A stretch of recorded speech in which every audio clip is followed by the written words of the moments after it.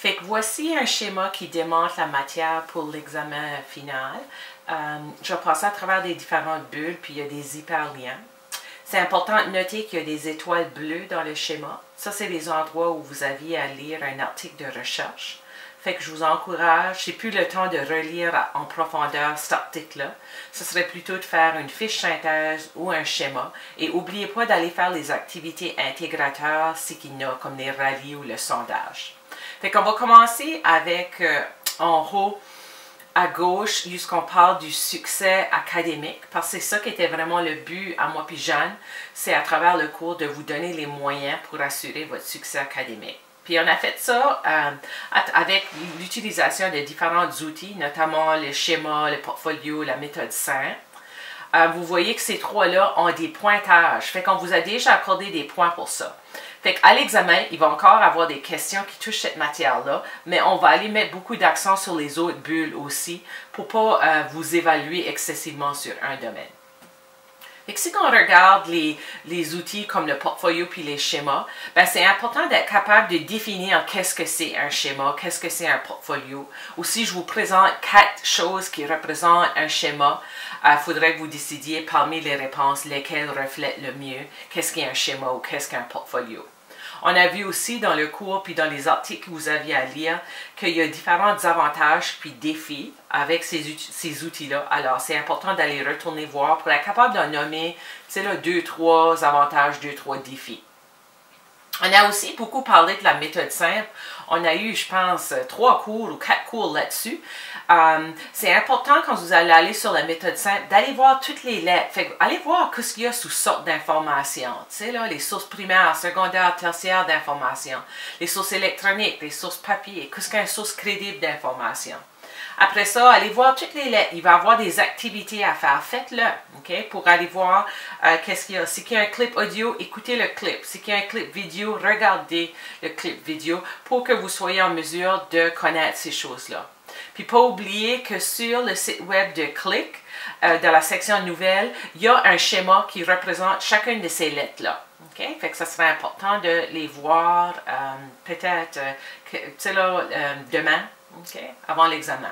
Fait que si on a ces outils-là puis qu'on les utilise comme il faut, ça devrait réduire notre stress.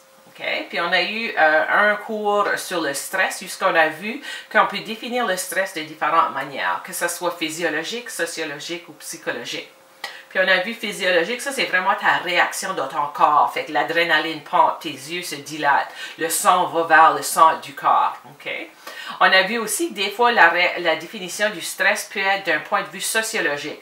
Fait que tu viens d'avoir un nouveau bébé, tu as perdu ton emploi, quelqu'un a volé ta carte de guichet. Fait que les événements sociaux s'accumulent puis ça crée un stress. Puis au niveau psychologique, on a vu souvent, on a une réaction initiale, c'est comme « Ah, il y a un stress qui arrive, qu'est-ce que je dois faire? » Puis heureusement, on a comme une deuxième réflexion sur le stress pour faire une deuxième évaluation qui va nous aider à mieux agir.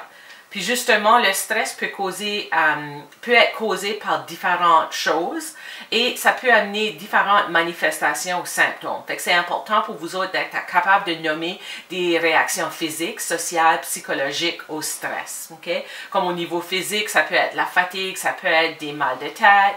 Au niveau sociologique, lorsqu'on est stressé, on va peut-être s'isoler pour être tout seul. Puis au niveau psychologique, ça peut créer des crises d'anxiété.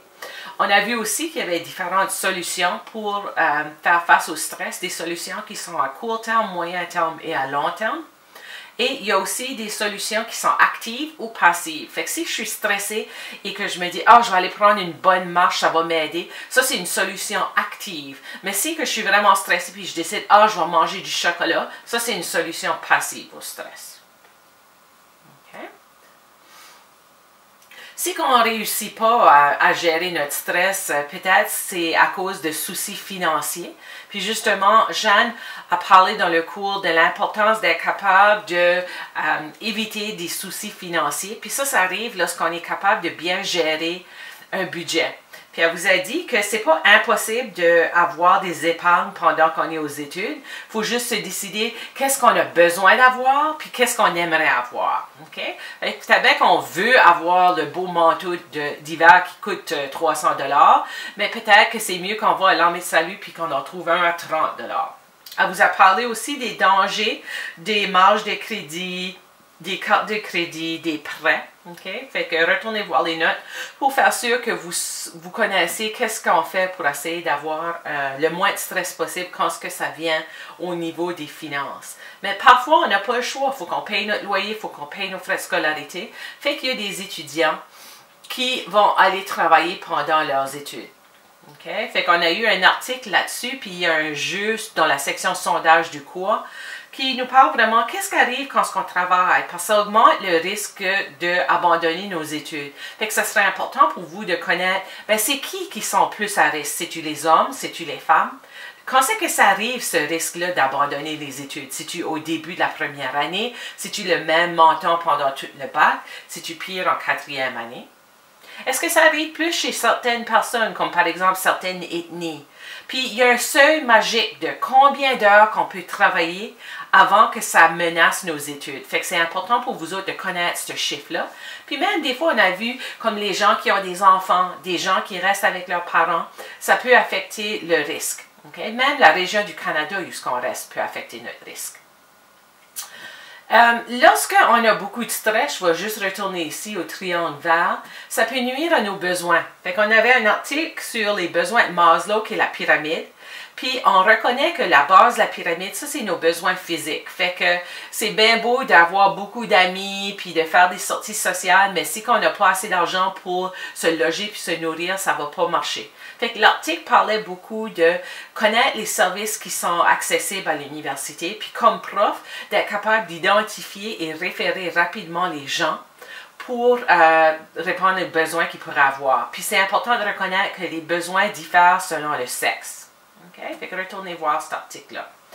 Lorsqu'on vit beaucoup de stress puis qu'on travaille beaucoup, peut-être qu'on va manquer de temps et qu'on va peut-être avoir le risque de succomber à la tentation de faire de la fraude. Puis on a fait un cours sur la fraude, qu'est-ce qui étaient les conséquences de la fraude, même qu'est-ce qu'est la fraude. Okay? On a revu le règlement de l'université. Je vous ai fait signer un code d'honnêteté intellectuelle. Puis c'est de reconnaître ce 50-75%-là, c'était les statistiques de l'article de l'année dernière, puis pas de cette année, mais ça ne change pas dans le fait qu'il y a de plus en plus de personnes qui font de la fraude à l'université. Puis vous allez retourner voir, je pense qu'on avait 9 exemples, chaque groupe avait 3 questions, on avait vu des scénarios, puis il fallait décider est-ce qu'on faisait de la fraude ou pas. Fait que retournez voir ce corrigé-là sur Click pour revoir, tu sais, là, les doubles soumissions, quoi faire si un de nos membres de notre équipe est soupçonné de plagiat. Sur notre succès académique, comme qui dépend des outils, il va aussi être influencé par notre style de personnalité.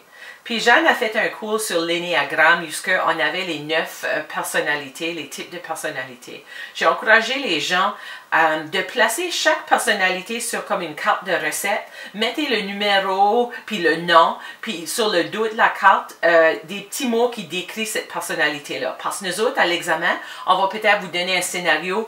Marie est comme ceci, elle agit comme ceci, ses relations sont comme ceci. Est-ce qu'elle serait un 1, un 2, un 3, un 5, un 6, etc. Fait que c'est important d'être capable de connaître quel type qu'on est. Okay? Notre personnalité va aussi venir influencer comment est-ce qu'on travaille en équipe.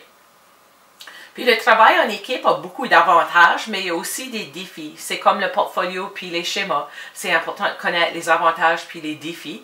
Puis on a vu aussi à travers de l'article sur l'humour au travail qu'il y avait 3 sortes de travail en équipe. Le multi, l'inter, puis le transdisciplinaire. Fait que ça aussi, vous pourriez mettre ça sur des petites cartes de recettes avec le mot en avant puis la description en arrière. Parce que nous autres, on pourrait vous donner un scénario où l'équipe travaille d'une telle manière, puis est-ce que c'est un exemple de multi, inter ou transdisciplinaire.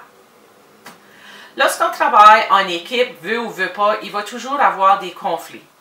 Puis on a vu en classe qu'il y a des stratégies qu'on peut utiliser pour essayer d'éviter les conflits. Puis un des plus grands, c'est de ne pas laisser ça mijoter là, au point que ça explose. OK? Fait qu'il ne faut pas attendre. Lorsqu'on voit qu'il y a un problème, il faut agir rapidement.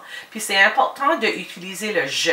Fait que lorsque tu arrives en retard, je me sens, OK? Au lieu de tu es tout en retard, tu fais pas ton travail, on peut pas dépendre sur toi, il faut vraiment parler du je. Fait que retournez voir ça pour être capable d'identifier à l'examen, dans une situation conflictuelle, qu'est-ce qui serait la meilleure manière à agir.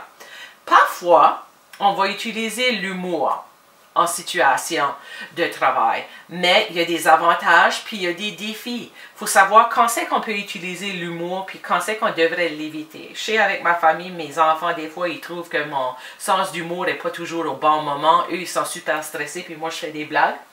Fait que c'est important au milieu de travail de juger un petit peu, puis on vous a donné des conseils dans le PowerPoint sur quand c'est utiliser l'humour ou quand c'est que ça serait à déconseiller. Puis, en parlant d'humour, lorsqu'on a fait le cours sur le stress, on a fait un peu de rigolothérapie. Fait que retournez voir ces notes-là pour voir, tu sais là, qu'est-ce qu'il est bien fait de la rigolothérapie. Tu sais là, le fait qu'avant on riait beaucoup, puis maintenant on rit beaucoup moins. OK? Fait que retournez voir ça. Fait que le travail en équipe est important pour tous les professionnels de la santé. Fait qu'on a eu quelques cours là-dessus. Puis on a vu que peu importe quel professionnel que tu es, il faut toujours agir avec professionnalisme. Puis agir avec professionnalisme, ça c'est un savoir-être, okay, qui fait partie des 5 savoirs de Carper. Okay? C'est le savoir esthétique, l'art d'être un professionnel de la santé. Puis ce savoir-être-là, des fois, c'est notre code de déontologie qui va nous guider. Il va nous dire comment est-ce qu'il faut qu'on soit avec les gens. Okay? Tandis que les lois qui gèrent notre métier, ça c'est comment est-ce qu'il faut que, qu'est-ce qu'on peut faire. Ça fait que c'est notre savoir, tandis que le code de déontologie, c'est vraiment notre savoir-être. Okay?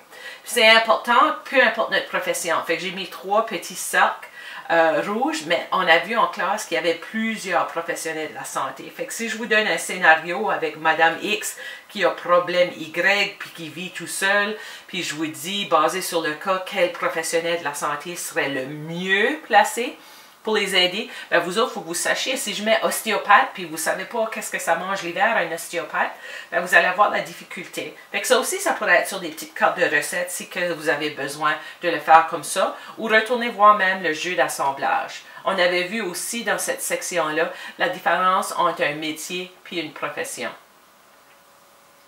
Puis je pense que j'ai fini. Attends, on va juste faire ça. Ah, les médias sociaux. Fait que quand on agit avec professionnalisme, on est toujours soucieux de qu'est-ce qu'est notre image digitale. C'est quoi l'empreinte digitale qu'on reste? Qu'est-ce que les gens peuvent trouver sur nous autres sur l'Internet? Puis on a vu que travailler en équipe en utilisant les médias sociaux, ça peut avoir des avantages, comme utiliser Twitter ou utiliser des blogs. Ça peut aider, mais il y a aussi des dangers. Puis on a parlé en classe que ton image digitale, aussitôt que tu fais envoyer sur ton clavier, il s'en va dans le cosmos, puis tu ne peux pas l'enlever. Prends ça l'exemple de la fille avec le placenta, là, que ça fait probablement 5 ans qu'elle a enlevé cette image-là, puis il se promène encore. On a vu aussi que ce n'est pas sur la place publique qu'il faut qu'on parle de nos clients. Okay? Mais il y a quand même des situations où on n'a pas besoin de respecter la confidentialité des clients. Comme si on pense à un client qui a un danger pour lui-même ou pour les autres, ou quelqu'un qui a fait de l'abus. Fait que des fois, il y a des temps où on n'a pas besoin de respecter cette confidentialité-là. Fait que retournez voir ça aussi. Fait que c'est tout. Fait que je vais aller mettre ce schéma ici sur clic. Fait que vous aurez au moins la version statique de qu'est-ce que c'est. Puis je vous verrai à l'examen.